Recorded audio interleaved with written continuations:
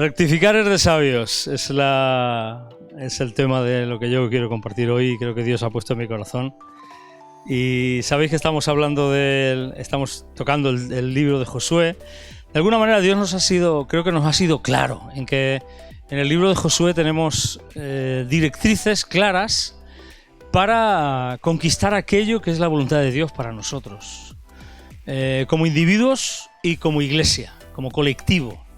Definitivamente es algo que nos afecta a todos. No sirve que uno de nosotros se instale en la tierra prometida y el resto se quede al otro lado del Jordán. No sirve para nada, eso sería un fracaso y entonces ese no es el plan. Yo he titulado esto Rectificar es de sabios porque metieron la pata. Israel tuvo ahí un problema gordísimo. En el capítulo 6 del libro de Josué, Israel acababa de conquistar la ciudad de Jericó. La conquista de la ciudad de Jericó era la victoria, entre comillas, y además con mayúsculas. Era la victoria. Eso era lo más de lo más. La victoria entre comillas y en mayúsculas, porque era la victoria que les servía de llave para entrar en la tierra prometida. Era la victoria que les abría las puertas de la bendición, que les abría las puertas de la posesión de lo que Dios tenía preparado para ellos. Era el sumum, era como decir, ya estamos aquí y Dios está con nosotros para ayudarnos y para entregárnoslo, ¿no? Pero los peros, famosos peros que definen y contrastan las enseñanzas en la Escritura, pero las grandes victorias, y esto es algo que tenemos que aprender todos, porque llegamos a un punto en que conseguimos algo y decimos, wow, qué bien, y lo disfrutamos, y nos alegramos, y lo celebramos, y lo festejamos, pero las grandes victorias esconden un gran peligro siempre. Siempre tienen el gran peligro de llevarnos a dormirnos en los laureles, a bajar la guardia. Siempre establecer en nosotros la tendencia de que bajemos la guardia y de que de alguna manera nos despistemos un poco, ¿no? Y así en el capítulo 7 de Josué, que compartió Elsa con nosotros el domingo pasado, vimos cómo un ejército de alrededor de 600.000 hombres, que era el ejército de Israel, fue derrotado por un ejército de una ciudad, bueno, de dos ciudades, porque Ai y Betel se unieron y lucharon juntas, pero por un ejército, según dice la Escritura, de 12.000 hombres. Entonces, ¿cómo es posible que 12.000 puedan vencer a 600.000? Además, 600.000 que habían derrotado a Jericó, que habían obtenido la victoria, entre comillas y con mayúsculas, ¿no? ¿Qué es lo que pasó? ¿Qué es lo que pasó? ¿Qué es lo que sucedió? Bueno, estuvimos viéndolo, que un hombre de Israel cometió un grave error, ¿no? Acán cogió para sí, de entre los despojos de Jericó, un manto babilónico muy bueno y 200 siclos de plata y un lingote de oro de 50 siclos de peso. Lo cogió y lo escondió, lo cogió para sí y lo escondió en su tienda. Cavó, hizo un agujero en la tierra, lo escondió, lo cubrió y lo dejó ahí como diciendo, aquí no ha pasado nada, nadie se ha enterado y yo voy a sacar un beneficio personal. Se quiso beneficiar personalmente de la obra de Dios en favor de su pueblo. Y de alguna manera esto es como querer decir, Señor, tú lo estás haciendo conmigo y no darle la gloria a Dios, etcétera, etcétera, etcétera, todas estas cosas. Por eso a veces Dios permite bajones en nuestras vidas para tocar nuestro orgullo, nuestra soberbia, nuestras cositas esas que tenemos ahí en el corazón, que sabemos que no están bien, que no son del todo correctas esas motivaciones, ¿no? Y quiso tomar para sí lo que le pertenecía al Señor. Recordemos que Dios les había dicho, todo va a ser consagrado como anatema Todo va a ser consagrado para entregármelo a mí, para destrucción, para que esto no quede absolutamente piedra sobre piedra y no quede absolutamente nada. Ahora, es muy, muy, muy, muy interesante que nos demos cuenta, porque es tan sorprendente que lo que Dios le dijo a Josué sobre esto no es que había un hombre que había pecado. Es que Dios le dice a Josué, Israel ha pecado. Entonces yo me pregunto, ¿cómo le dices Israel ha pecado y no hay un hombre de Israel que ha pecado? La pregunta es, ¿puede acaso el pecado de un solo hombre afectar personalmente? ¿Ese pecado puede afectar a toda una nación? Y esto es lo que sucedió en Josué capítulo 7. El pecado de un solo hombre condicionó la victoria de una nación, de un ejército.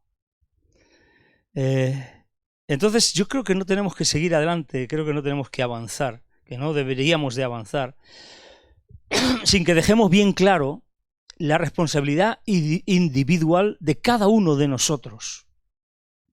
La responsabilidad individual que tenemos todos y cada uno de nosotros cuando formamos parte de un colectivo. Y muchísimo más cuando ese colectivo no es un colectivo, no es un club social, no es una asociación de vecinos, cuando ese colectivo es la iglesia del Dios vivo, como dice la Escritura, columna y baluarte de la verdad. Entonces, hay una responsabilidad individual cuando formamos parte del cuerpo de Cristo, de la casa de Dios. Cuando somos miembros de este edificio vivo, cuando somos miembros del plan, del proyecto y del pensamiento de Dios. Definitivamente, las decisiones individuales de cada uno de nosotros nos afectan a todos nosotros como iglesia. Las buenas para bien y las malas para mal. Y esto es así. Entonces, claro, debemos de tomar responsabilidad sobre qué decisiones tomamos, sobre qué es lo que hacemos, sobre qué acciones tomamos, sobre qué opiniones tenemos, sobre qué trabajo hacemos, sobre qué entregamos, sobre qué damos, sobre qué aportamos o incluso dejamos de aportar, dejamos de hacer, hacemos o dejamos de hacer. ¿De acuerdo? Fíjate lo que dice Primera de Pedro 4:10. Tengo un par de versículos solamente, hay muchísimos más. Sabéis que todo el Nuevo Testamento está cargado, sobre todo las cartas pastorales, de la responsabilidad del trabajo que debemos de hacer unos para con otros. Fijaros, Primera de Pedro 4:10 dice, cada uno, según el don que ha recibido, ministrelo a los otros, como buenos administradores de la multiforme gracia de Dios. Cada uno según el don que ha recibido, ministrelo a los otros, como buenos administradores de la multiforme gracia de Dios. ¿Qué pasa si el don que yo he recibido no lo ministro a los demás? ¿En qué afecta? ¿En qué no afecta si yo no lo hago? ¿O en qué afecta si yo lo hago mal? Fijaros, Efesios 4:16 también dice, de quien todo el cuerpo, bien concertado y unido entre sí, por todas las coyunturas que se ayudan mutuamente, y dice, según la actividad propia de cada miembro, recibe su crecimiento para ir edificándose en amor. Entonces, si la actividad propia de cada miembro no existe, ¿se puede recibir el crecimiento para edificarse en amor? Es tremenda la responsabilidad que tenemos todos y cada uno de nosotros. para que avancemos, para que seamos edificados y para que crezcamos en amor. Es tremenda. De hecho, todas nuestras acciones fortalecen o debilitan a la iglesia. Todas. Yo me hacía un interrogante, me hacía una pregunta y me preguntaba a mí mismo, ¿mis acciones fortalecen o debilitan mi iglesia? ¿Qué puedo hacer yo que debilita a mi iglesia? ¿Que la debilita? ¿O qué puedo hacer yo que la fortalece? ¿Qué puedes hacer tú? ¿Qué crees que puedes hacer? ¿Crees que con lo que estás haciendo la estás fortaleciendo? ¿Crees que es suficiente? ¿Crees que lo que estás haciendo nos fortalece a todos? ¿Crees que lo que hacemos nos fortalece o fortalece a los demás? ¿Crees que nos debilita? ¿Crees que es suficiente? ¿Crees que está bien? ¿Crees que se puede hacer más? ¿Crees que se puede hacer menos? ¿Crees que se puede hacer mejor? ¿Crees que se puede hacer peor? Peor se puede hacer sin duda, pero mejor también. ¿Hasta qué punto somos tú y yo conscientes de que somos parte y miembros importantes de un colectivo mayor y más importante que yo mismo y mis cosas? ¿Hasta qué punto somos conscientes de esto? Formar parte de la obra de Dios, del deseo de su corazón, es mucho más importante que llevar adelante mi propia casa, mi propia familia, mi propio negocio, mi propio trabajo y mi propia vida. ¿Hasta qué punto somos conscientes de esto? Fijaros que hasta tal punto identificó Dios el pecado de Acán como el pecado de todo Israel, y esto es sorprendente. Esto es sorprendente, esto es algo que no podemos pasar por alto. El pecado de Acán, Dios lo identificó como el pecado de toda una nación, de todo el pueblo de Israel. Que le dijo a Josué, y esto es palabras literales, en el capítulo 7, le dijo a Josué, literalmente, y os resumo, ese pecado os ha llenado de maldición y ha quebrantado mi pacto. Y por esto no podréis hacer frente a vuestros enemigos, sino que delante de ellos volveréis la espalda, de tal forma que ese pecado, que el pecado de Israel, no el pecado de Acán, hace que yo no esté con vosotros, si no destruís el anatema de en medio de vosotros. Josué 7, versículos del 11 al 13, por si queréis leerlo luego tranquilamente. Hasta ese punto Dios identificó el pecado de un solo hombre con el pecado de todo el pueblo. Hasta el punto de decir, yo ya no estoy entre vosotros. ¡Wow! ¡Wow! Mi pecado me afecta a mí. Tu pecado te afecta a ti. Pero mi pecado me afecta a mí y además afecta a todos los que forman parte de mi vida. Y tu pecado te afecta a ti, pero no a ti solo, sino a ti y a todos los que forman parte de tu vida.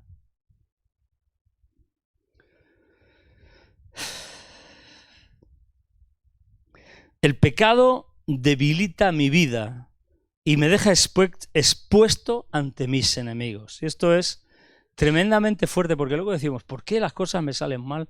¿Por qué me llevo tortazos aquí y allá? ¿Por qué siempre me pasa a mí esto? ¿Por qué? ¿Por qué? ¿Por qué? ¿Por qué? ¿Por qué? Y empezamos a preguntar por qué, y el por qué está delante de nuestros ojos.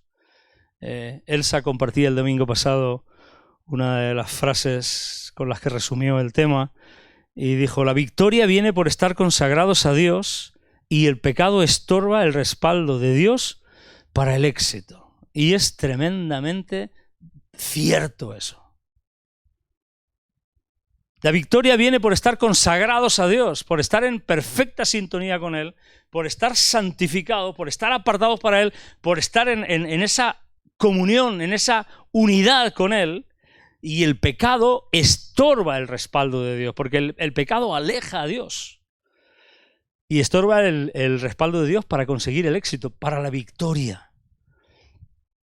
Y así vimos como a pesar de las promesas nos encontramos con el primer israelita que a pesar de haber cruzado el río Jordán, que a pesar de haber alcanzado la tierra prometida, que a pesar de haber entrado a las promesas de Dios, se quedó sin poder disfrutarlas.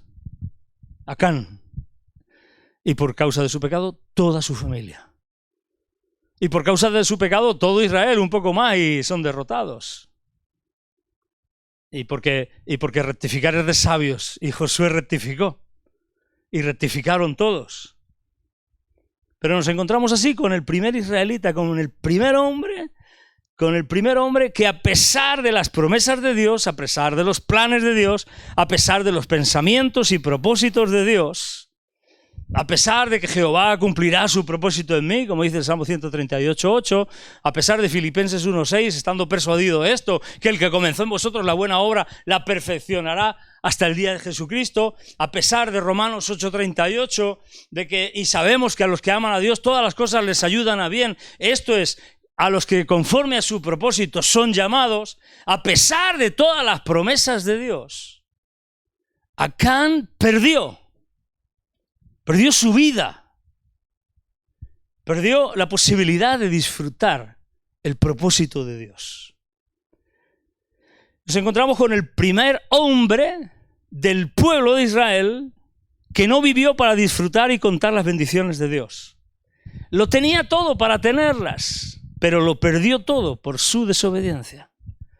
Podemos llegar a estar muy cerca de conseguirlo, pero debemos estar siempre alertas para no fracasar antes de conseguirlo. Siempre alertas. Se nos exige esa atención. Por eso decía antes que es peligroso una gran victoria. Porque las victorias, cuando conseguimos algo, cuando decimos, wow, qué bien se ha dado esto, y nos quedamos conformes con lo que tenemos, entonces la tendencia es a bajar los brazos, bajar la guardia, bajar la atención, dejarnos llevar. Desconectarnos un poquito de la dependencia del Señor, desconectarnos de la dependencia de su palabra, empezar a tener más en cuenta las opiniones, etcétera, etcétera, etcétera. Y nos vamos deslizando. Como dice la palabra, mirad pues que no os deslicéis, que no nos deslicemos. Qué buena fue la comparación entre Acán y Rahab. Qué buenísima. Eso daba para un tema, para una predicación buenísima que, bueno, yo creo que incluso aún se podría llegar a preparar y todo para que pudieras desarrollarla perfectamente, porque esa fue tremenda, ¿no? Acán lo tenía todo para vivir las promesas de Dios. Y ella lo tenía todo para no formar parte de ellas. Absolutamente, ella no pintaba absolutamente nada. Sin embargo, la fe de ella la calificó para alcanzarlas. Y la desobediencia de él lo descalificó para perderlas. Acán, el primer israelita que murió debiendo vivir. Y Rahab, la primera cananea que debiendo morir, vivió. Pero además vivió, como he dicho antes, la gran victoria, ¿no? Vivió con mayúsculas y entre comillas. Porque vivió como parte del pueblo de Dios, formó parte de la ascendencia genealógica de del mismo Jesucristo, formó parte del plan de bendición, formó parte de la corriente de bendición de Dios. ¡Qué tremendo! ¡Qué tremendo! La que menos calificaba, vivió. Y alguien que calificaba por su pecado, por su desobediencia, murió. Aprendamos, que esto nos sirva para aprender, porque definitivamente rectificar es de sabios. Eso decía mucho mi padre. Mi padre decía muchas veces, rectificar es de sabios, me acuerdo. Porque podemos equivocarnos y pienso que ninguno de nosotros estamos libres de no podernos equivocar, ¿no? Yo de broma, en casa, muchas veces a mi mujer aliberada y a los chiquillos les digo, yo siempre tengo razón, yo nunca me equivoco, siempre se lo digo de broma, ¿no? De broma me dicen, esto no sé qué, digo, pues no te lo estoy diciendo yo, si yo siempre llevo razón, pero es mentira, es mentira, o sea, es imposible que haya alguien que no pueda equivocarse. Yo creo que todos nosotros Podemos equivocarnos y de hecho nos equivocamos demasiadas veces. Yo reconozco mis equivocaciones y algunas no las reconozco, pero aún así son equivocaciones, porque aunque no lo reconozcas muchas veces te has equivocado y a mí me pasa lo mismo. Podemos equivocarnos, pero la verdadera equivocación, lo que es verdaderamente una equivocación grandísima, es quedarnos dentro de esa equivocación. Es quedarnos sumidos y metidos dentro del error, dentro de la equivocación. Por eso rectificar es de sabios. Entonces, esta es una llamada para ser sabios y rectificar. Es el momento de quitar ese pecado de nuestra vida ya de una vez por todas, para cortarlo ya y apartarnos de eso. Rectificar es de sabios. Si la vida que estás viviendo te está haciendo daño, cámbiala.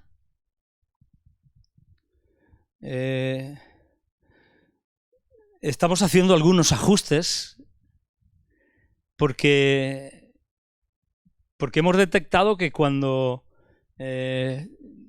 nos acostamos un poco tarde o nos acostamos muy excitados y tal, pues al día siguiente levantarnos nos cuesta más y hay mareos, dolor de cabeza, todas estas cosas, ¿no? Y es de sabios rectificar. Entonces es prudente decir, no, yo a las 11 de la noche me meto en la cama y me meto tranquilo, he desconectado de las pantallas, de todo esto, descanso y al día siguiente me levanto preparado para emprender la tarea que tengo que hacer. Qué bueno es esto, ¿no? Rectificar es de sabios. Corregir los errores en nuestras vidas es de sabios. Quita eso que te hace tropezar, eso que te hace caer, quita eso que te mete dentro del error y no te deja salir. Apártate de eso y córtalo ya en tu vida. Entonces, qué bueno que Josué rectificó, que Israel rectificó, y lo tenemos ya en el capítulo 8, donde vamos a entrar de lleno. Josué capítulo 8, todo el capítulo entero, es donde Dios nos muestra cómo Josué rectificó y cómo demostró sabiduría. Sabéis que ellos fueron derrotados por el ejército de Ai y de Betel, 12.000 hombres, lo dice la escritura un poquito más adelante. Derrotaron a un ejército de 600.000 porque pensaron que con 3.000 o así podrían arreglarlo y solucionarlo, y se enfrentaron a ellos, pero les salió el tiro por la culata y les salió mal el asunto, y entonces huyeron, fueron derrotados, murieron 36 soldados del ejército de Israel y se hundieron en la depresión, se hundieron en la miseria, y su pecado los abatió y se sumieron ahí en la derrota, ¿no? Y es cuando Josué se vuelve al Señor y Dios le dice, ¿qué haces ahí? ¿Es que no te das cuenta de que Israel ha pecado, todo lo que hemos contado? Y llegan al final, le muestran a que este hombre Acán había cometido este pecado, este error, y al final la solución es extirpar eso, sacarlo. Esto es como cuando una herida se infesta, cuesta y duele tener que abrirla para poder limpiarla y desinfectarla, pero es la solución. Porque si la tapas y la cierras, la infección crece por dentro y es peor. Y esto es lo que se trataba. Y ya Josué, guiado por el Señor, quita la infección, la saca, y llegamos al versículo 1 del capítulo 8, donde de nuevo Josué se tiene que levantar y tiene que decir, bueno, vamos a rectificar esto, vamos a ver si se puede arreglar, ¿no? Y entonces Dios, versículo 1, Josué 8:1, dijo a Josué, no temas ni desmayes, toma contigo toda la gente de guerra, Sin embargo, antes los espías, los que habían ido a investigar a la ciudad de Ai, que era pequeñita, y Betel y tal y cual, dijeron que con 3.000 o 4.000 hombres sobraba para vencerlos. Dios le dice, toma contigo toda la gente de guerra y levántate y sube a Ai. Y le dice, mira, yo he entregado en tu mano al rey de Ai, a su pueblo y a su ciudad y a su tierra. Y harás a Ai y a su rey como hiciste a Jericó y a su rey. solo que de sus despojos y sus bestias tomaréis para vosotros. Es decir, aquí ya el botín podéis tomarlo y podéis sacar beneficio para vosotros de esta conquista. Pondrás pues emboscadas a la ciudad detrás de ella. Y Dios le da la estrategia a Josué. Y Josué se levanta y Josué organiza la batalla contra esta ciudad y Betel, que estaba al lado contra estas ciudades, y lo hace tal y como Dios le había dicho. Y se levanta y escoge un grupo de gente, de guerreros, y los manda para que vayan por el lado occidental de la ciudad, para que se escondan, vayan de noche, se escondan, planteen una emboscada.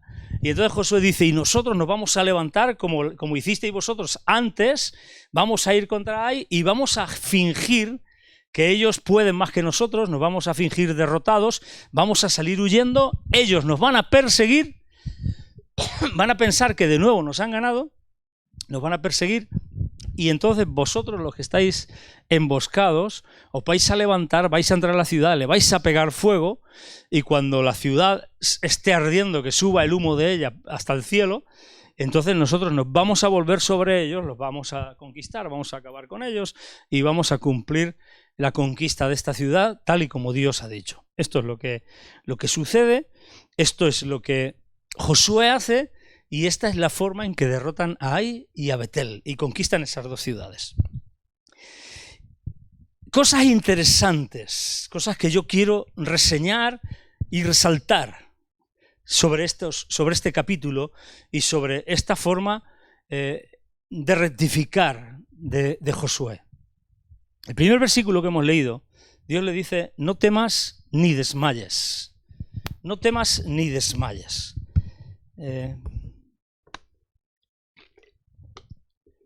Las derrotas que sufrimos por nuestro pecado producen en nosotros temor y falta de fuerzas. Cuando yo por culpa de mi pecado meto la pata y me equivoco, y las consecuencias de eso me llevan a sentirme derrotado o a ser derrotado, eso provoca en mí temor y falta de fuerzas. Entonces, el primer enemigo que tenemos que vencer, o los primeros enemigos que tenemos que vencer, son el temor y la falta de fortaleza, el temor y el desánimo, el desmayo. Tenemos que reponernos al temor y recuperar la fortaleza. ¿Qué tipo de temor estoy hablando? Pues el temor a seguir siendo derrotado. El temor, Josué le dice, ¿y ahora qué va a pasar? Ahora se van a levantar todos los amorreos, ahora van a venir los demás, ahora todos nos van a derrotar, ahora no vamos a poder vencer. Ese era el temor. ¿El temor a qué? A seguir derrotado, a seguir siendo derrotado, a no poder vencer. El temor a decir, yo es que siempre meto la pata en lo mismo, al volver a meter la pata en lo mismo de siempre. El temor a decir, esto a mí me domina, yo no puedo con esto. Ese temor es el que hay que vencer. Porque con Cristo todo lo puedo en Cristo que me fortalece. Y puedo vencerlo. Ese temor es el que tenemos que vencer. Y no solo ese temor, sino además el desánimo, el desaliento, esa falta de fortaleza, el desmayo que produce la falta de fuerzas de creer que no voy a poder, que no capacito, que no valgo. Esa mentalidad de víctima, esa mentalidad de derrota que se instala en nosotros cuando nos hemos llevado al varapalo gordo. Es que no sé cómo voy a salir de aquí, es que no sé cómo voy a salir. ¡No! ¡Levántate! Si Dios está contigo, ¿quién contra ti? Jehová está conmigo entre los que me ayudan. Él es mi fortaleza, el cual hace mis pies como de ciervas y en mis alturas me hace andar. Él es el que me levanta. Él es el que me ciñe de poder. Vencer el temor y el desánimo. Es Dios el que nos dice a ti y a mí, es el que te dice a ti, igual que le dijo a Josué, levántate, sube y pelea, que yo te entrego la victoria. Que soy yo el que está luchando contigo y por ti. Antes no ganaste porque tu pecado me apartó de ti. Porque cuando estás metido en tu pecado, vas tú solo. Pero si yo voy contigo, somos mayoría y vamos a vencer. ¿Amén? Luego, una de las cosas que tenemos que aprender también es que cuando estamos en este proceso de conseguir una victoria interesante, una victoria poderosa, cuando estamos en este proceso de querer conquistar la voluntad de Dios para nuestras vidas, cuando estamos en este proceso de alcanzar el propósito, de alcanzar la voluntad de Dios, de llegar a ser quienes tenemos que ser en Cristo Jesús, necesitamos aprender que no hay ningún enemigo pequeño. Ellos pensaron que Hai era una ciudad pequeña, que Hai era una ciudad chiquitita, que podían conseguir, que no hacía falta tanto esfuerzo, tanto derroche, que no hacía falta planearlo tanto, que no hacía falta que fueran todos los hombres de guerra.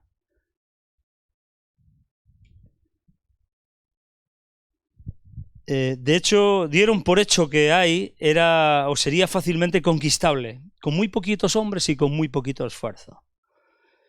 En la conquista del propósito de Dios para nuestra vida, no hay ningún enemigo despreciable o insignificante. En la conquista del propósito de Dios para nuestra vida, como dice la Escritura, a la hora de someter nuestra voluntad a la suya, cualquier zorra pequeña puede echar a perder las viñas. Cantares 2:15. Y cualquier mosca muerta puede echar a perder y hacer heder el mejor perfume del mejor perfumista. Eclesiastés 10:1.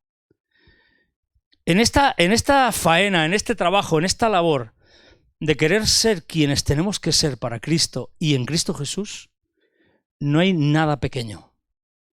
Porque lo más pequeñito puede echar a perder lo más grande. Una pequeña locura nos tacha.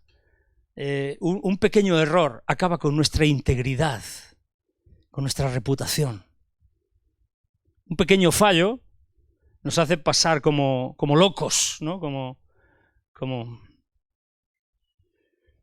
no íntegros, etcétera, etcétera, etcétera. Luego también, otra cosa importante, es imprescindible, y esto sí que es imprescindible, aprender a escuchar a Dios, asegurarnos de escuchar a Dios. Antes, cuando lo intentaron, en el capítulo 7, se dejaron guiar por la voz de los hombres, pero ahora Josué estaba obedeciendo la voz de Dios. Y es algo importantísimo. Esta es una de esas que tengo yo, me las subrayo y las pongo en negrita. No cambies la palabra de Dios por la opinión de la gente. No cambies la palabra de Dios por la opinión de la gente. Nunca, nunca, porque la palabra de Dios es segura, es firme, es estable. La palabra de Dios es un cheque respaldado por el banco de los cielos. Pero la opinión de la gente es la opinión de la gente, no es nada más. La opinión de la gente era, no, podemos subir unos poquitos, y eso es pequeño, no sé qué, no hace falta que vayamos todos, no nos cansemos, los demás nos quedamos aquí viendo cómo lo hacen, los demás disfrutamos, luego vamos, cogemos el botín. No cambies nunca la palabra de Dios por la opinión de la gente. Se durmieron en los laureles de la victoria y dieron por hecho que su capacidad de opinar tenía autoridad y valor como norma que aplicar en sus vidas. Y nuestras opiniones, nuestra capacidad de opinar, muchas veces no tiene el nivel de autoridad que tiene la palabra de Dios. De hecho, yo diría que nunca llegará al nivel de autoridad de la palabra de Dios. Entonces, no seas sabio en tu propia opinión, dice la Escritura, con claridad, ¿no? Decidieron por sí mismos y no consultaron a Dios. Y claro, metieron la pata hasta la ingle. Y ahora tenían que sacarla, porque meter la pata la podemos meter todos, pero sacarla es de sabios. Rectificar es de sabios. Fijaros también que en el versículo 10 hay un detallito, y es que dice, levantándose Josué muy de mañana. Esto se ve mucho en el libro de Josué. Josué era un hombre madrugador. Josué no era un hombre que se quedaba en la cama durmiendo hasta las tantas. Josué era un hombre madrugador. Josué era un hombre que buscaba a Dios de mañana, que se levantaba muy de mañana, que siendo aún oscuro, que no sé qué, y que hacía las cosas como tenía que hacerlas. Esto a mí me habla precisamente de la respuesta en obediencia de forma inmediata. No retrases tu obediencia por nada en el mundo.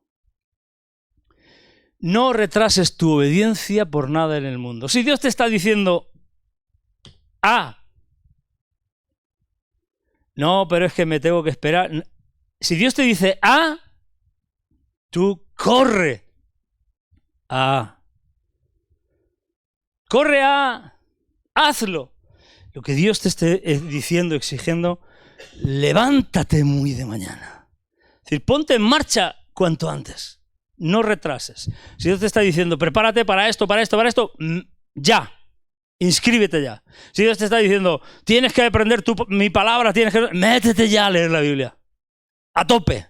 Si Dios te está diciendo, tienes que prepararte porque yo te voy a preparar para el equipo de alabanza, métete a ensayar, métete a practicar. Si Dios te está diciendo, yo te voy a llamar para ganar a multitudes, métete a prepararte para evangelizar y para predicar. Lo que Dios te esté diciendo, ya, levántate muy de mañana. ¿Entendemos esto? Sí, ¿verdad? Y luego también hay algo interesante, y es que dice que él levantó Dios le dijo, levanta la lanza, y Josué extendió hacia la ciudad la lanza que en su mano tenía, en el versículo 18, y dice que él la tuvo extendida hasta que alcanzaron la conquista, ¿no? Entonces, definitivamente necesitamos ser perseverantes. No te rindas a la primera que te sale mal. Creo que estoy recordando ahora no lo tengo aquí, esto es de cabeza. Estoy recordando que creo que fue Thomas Edison el que inventó la bombilla eléctrica, ¿no? Y creo que después de no sé cuántos intentos, chorro de intentos, no daba con la clave, eso no le funcionaba, y alguien le dijo, déjalo ya, porque ya lo has hecho 100 veces y 100 veces te has fallado, no sé qué. Y se ve que él le contestó, no he fallado 100 veces. He aprendido 100 formas de cómo no se tiene que hacer, ¿no? Entonces, sé perseverante, que te has equivocado, vale, sacas la pata y sigues adelante. Pero sé perseverante. La perseverancia es necesaria para todo. Aquel que es perseverante consigue mucho más que aquel que es talentoso. Si el talentoso, el que tiene talento, no persevera, alguien perseverante sin talento puede conseguir mucho más que el que solamente tiene talento. La perseverancia es la clave para alcanzar lo que se quiera alcanzar. No cedas hasta conseguirlo. No te rindas a medio. No tires la toalla. No te dejes vencer por el cansancio. Permanece y resiste comprometido hasta el final. Versículo 26. Porque Josué no retiró su mano, que había extendido con la lanza, hasta que hubo destruido por completo a todos los moradores de Ai. Y se cansaría el hombre. Se cansaría porque a unos los persiguieron hasta el desierto, a otros luego volvieron, pero perseveró, permaneció. Fijaros, Hebreos 10:36 dice, porque os es necesaria la paciencia, y esta paciencia de la que habla la Escritura no es esa paciencia de que te sientas y dices, ay, qué paciencia hay que tener. No, es esa resistencia activa. Paciencia no es sentarse ahí y decir, uff, cuánta paciencia tengo que tener, me parezco a Job. Tengo que tener más paciencia que Job, que el santo Job, como decía. No, paciencia es esa resistencia, esa perseverancia, ese seguir esperándolo, pero trabajando activamente para conseguirlo.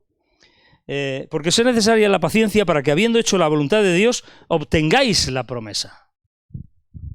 Fijaros cómo lo traduce la nueva traducción viviente. Dice, perseverar con paciencia es lo que necesitan ahora para seguir haciendo la voluntad de Dios. Entonces recibirán todo lo que Él ha prometido. Y la nueva versión internacional dice, ustedes necesitan perseverar para que después de haber cumplido la voluntad de Dios, reciban lo que Él ha prometido. Si no perseveras, si no permaneces, si no muestras un compromiso perseverante, te puedes quedar a medio y puedes no conseguirlo. Y esto es importantísimo. Esta es la forma en que Josué, o que yo veo que Josué rectificó, y son las cosas importantes e interesantes. Y efectivamente conquistaron la ciudad de Ai, la ciudad de Betel, capturaron al rey, lo mataron, acabaron con él, se hicieron dueños de todo aquello. Era a lo que Dios los había llamado. Dios quería que consiguieran esto. Luego podéis leer tranquilamente el capítulo 8 entero en vuestra casa si queréis, y podéis ver que es una victoria por la manera en que rectificaron y cambiaron su manera de hacer las cosas. Primero lo intentaron a su manera, luego escucharon a Dios y lo hicieron a la manera de Dios. Y así lo consiguieron. Y luego finalmente los versículos del 30 al 35 es algo importante también que no quiero pasar sin que veamos. Dice, entonces Josué edificó un altar a Jehová, Dios de Israel, en el monte Ebal. Y distribuyó a los pueblos, se pusieron unos en el monte Ebal, otros en otro monte, creo que era el Gerizim, exactamente, el Gerizim. Leyeron la ley, la escucharon, leyeron las bendiciones, las maldiciones de la palabra. Al final, Josué levantó un altar y sobre ese altar levantó la palabra de Dios. ¿De acuerdo? Y entonces es algo interesante. Hemos hablado del altar en los estudios bíblicos que estamos dando los martes. Hablamos sobre la importancia del altar en el estudio de Jehová Shalom, cuando vimos cómo Gedeón entabló esa guerra de altares, ¿no? Que Dios le dijo, destruye el altar de Baal y edifica el altar de Jehová. Vimos cómo no podemos servir en dos altares, no podemos servir a dos señores, etcétera, etcétera. Y también en el nombre Jehová Shammah, que estamos viendo ahora últimamente, estuvimos hablando de la importancia del altar, porque en esa visión que tiene Ezequiel también se le da importancia al altar, el altar del holocausto, que es el que da paso al templo de Dios, al lugar santo y al lugar santísimo. Bueno, pues por último, y lo más importante, porque creo que es lo más importante, es el momento de renovar el pacto con Dios. Es el momento, después de esta victoria, después de haber rectificado, después de haber hecho lo que teníamos que hacer y hacerlo como Dios dice que teníamos que hacerlo, es el momento de entrar, de que tú y yo entremos en una relación de pacto, de intimidad y obediencia con Dios. Esto es lo que representa el altar y la lectura de la ley y de la palabra de Dios. Es el momento de entrar en una relación de pacto, de intimidad y obediencia con Dios según los parámetros de su palabra y no según nuestra imaginación o conveniencia. Porque demasiadas veces queremos entrar en pacto con Dios para que me resuelva los problemas, para que me ayude con mi perrita, para que me ayude con mi hijo, para que me dé un buen trabajo, para que sane mi enfermedad o para que me toque la lotería. Y efectivamente eso es nuestra conveniencia, y eso no es con los parámetros de su palabra. Por tanto, finalmente, renueva tu pacto personal con el Señor y manténlo por encima de todo y de todos. Y eso es levantar ese altar, y eso es levantar la palabra como sello de esa relación de pacto en ese altar. Esa es la importancia de levantar en nuestra vida un altar, porque el altar, y me repito con respecto a lo que hemos enseñado en los nombres de Dios y sobre todo ahora en Jehová Shammah, porque el altar es símbolo de comunión con Dios y nos habla de santidad, de sacrificio, de entrega y de servicio. Y eso representa el altar. Y si mi vida no es una vida de santidad, de sacrificio, de entrega y de servicio, estoy faltando y estoy teniendo una relación muy pobre con Dios. Esa relación está cojeando y se está quedando enclenque, esquelética, débil, paupérrima, palabras que no se usan jamás, pero debilucha total, ¿de acuerdo? Rectificar es de sabios. Así que mi consejo esta mañana es rectifica. Rectifiquemos en todo lo que sabemos que tenemos que rectificar. Que Dios nos ayude a rectificar. Que Dios te ayude a rectificar. Y ahora no vale decir, bueno, Señor, oramos para que nos des la gracia de rectificar. No. Ahora, ponte las pilas y rectifica, que es algo que te toca a ti y que me toca a mí. ¿De acuerdo? Cambiemos todo eso que sabemos que tenemos que cambiar. Josué cambió esos parámetros erróneos y equivocados que les llevaron a una derrota.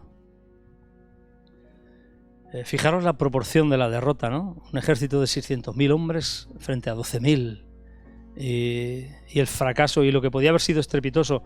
Y el miedo de Josué es que se unieran todos los amorreos al oír que habían sido derrotados y se juntaran todos y acabaran con ellos. Y era un temor real, porque podía haber sucedido. Pero cuando tú tienes el corazón de rectificar, cuando yo tengo el corazón de rectificar todo aquello en lo que yo me he equivocado, siempre he dicho y siempre he enseñado y siempre he creído que Dios, si hay algo a lo que es extremadamente sensible, es a un verdadero y genuino arrepentimiento. Entonces, nos podemos equivocar, todos nos equivocamos, menos yo en mi casa. No, es broma. Todos nos equivocamos, pero rectificar es de sabios. Así que tengamos la valentía de rectificar y recibamos así la sabiduría que viene de parte de Dios para corregir y para conseguir la victoria. Amén. Que Dios os bendiga muchísimo, os ayude, que tengáis un muy buen domingo, una bendecida semana. Y termino sin orar porque rectificar es de sabios. Rectificar no es algo que Dios tiene que hacer por nosotros. Es algo que tú y yo tenemos que hacer para Dios y delante de Dios. Así que el Señor os bendiga muchísimo, que lo disfrutéis y paséis un buen día. Qué día más bueno para dar un paseíto, para tomar el sol y que Dios os bendiga con vuestras familias, en vuestros hogares, que lo paséis bien, de verdad. Un fuerte abrazo para todos, Señor os bendiga.